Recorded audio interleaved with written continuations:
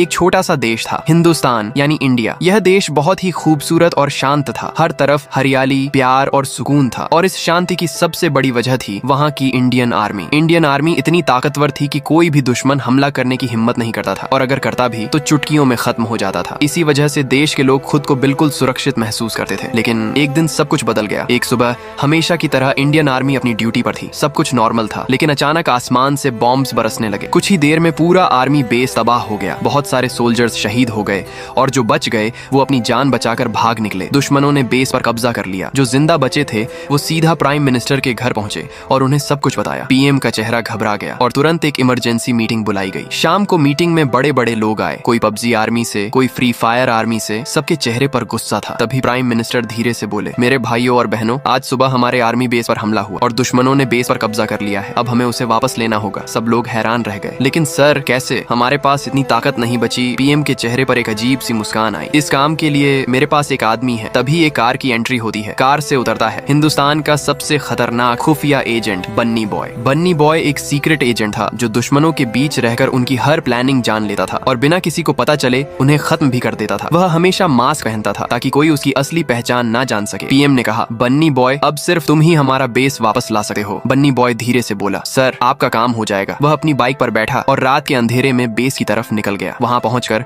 उसने चुपके से सब देखना शुरू किया। फिर उसने एक दुश्मन सोल्जर को मार दिया और उसके कपड़े पहन लिए। अब वह बिल्कुल दुश्मनों जैसा लग रहा था। वह उनके बीच घुस गया और उनका प्लान सुनने लगा। उनका लीडर कमांडर इकबाल बोल रहा था, साथियों, वक्त आ गया है हिंदुस्तान पर पूरा कब्जा करने का। बन्नी बॉय हल्की सी मुस्कान के साथ बोला, मेरे रहते तुम कुछ नहीं कर पाओगे। सुबह हुई। दुश्मन अपने फाइटर जेट्स के साथ रेडी थे। तभी कमांडर इकबाल अचानक रुक गया। उसने बन्नी बॉय को पकड़ लिया। तुम्हें क्या लगा सिर्फ हिंदुस्तान के पास ही जासूस हैं? हमारे पास भी है। बन्नी बॉय बोला, मरने से पहले एक बात बता दो, वह जासूस कौन है? तभी पीछे से एक आदमी आया, वही सोल्जर जो पीएम को न्यूज देने गया था। बन्नी बॉय समझ गया। तभी मैं सोचूं तू अकेले कैसे बच गया? उस आदमी ने हंसी के साथ कहा, मैं बच गया लेकिन तू नहीं बचेगा, और उसने बन्नी बॉय को मार दिया। दुश्मन जेट्स लेकर हिंदुस्तान पहुंच गए और तबाही मचा दी। प्राइम मिनिस्टर भी उनके कब्जे में आ गए। पीएम ने दुखी होकर कहा, मेरे बन्नी बॉय तुम कहाँ हो? कमांडर इकबाल हंसकर बोला, वह अब नहीं आएगा, मर चुका है। तभी पीएम ने हल्का सा मुस्कुरा कर कहा, तो फिर वह कौन है जो तुम्हारे पीछे खड़ा है? इकबाल ने पीछे देखा। एक लड़का खड़ा था। कौन है तू? बच्चे लड़का बोला, हिंदुस्तान का धुरंधर। बन्नी बॉय इकबाल हैरान, तू अभी तक जिंदा कैसे है? मुझे पता था तुम मुझे पकड़ लोगे, इसीलिए मैंने किसी और को अपने कपड़े पहना दिए। अब दोनों आमने सामने थे। इकबाल ने हमला किया लेकिन बन्नी बॉय उससे बच गया। फिर एक जबरदस्त फाइट हुई और आखिर में बन्नी बॉय ने कमांडर इकबाल को खत्म कर दिया। दुश्मन हार गए और हिंदुस्तान फिर से आजाद हो गया। ये नया हिंदुस्तान है।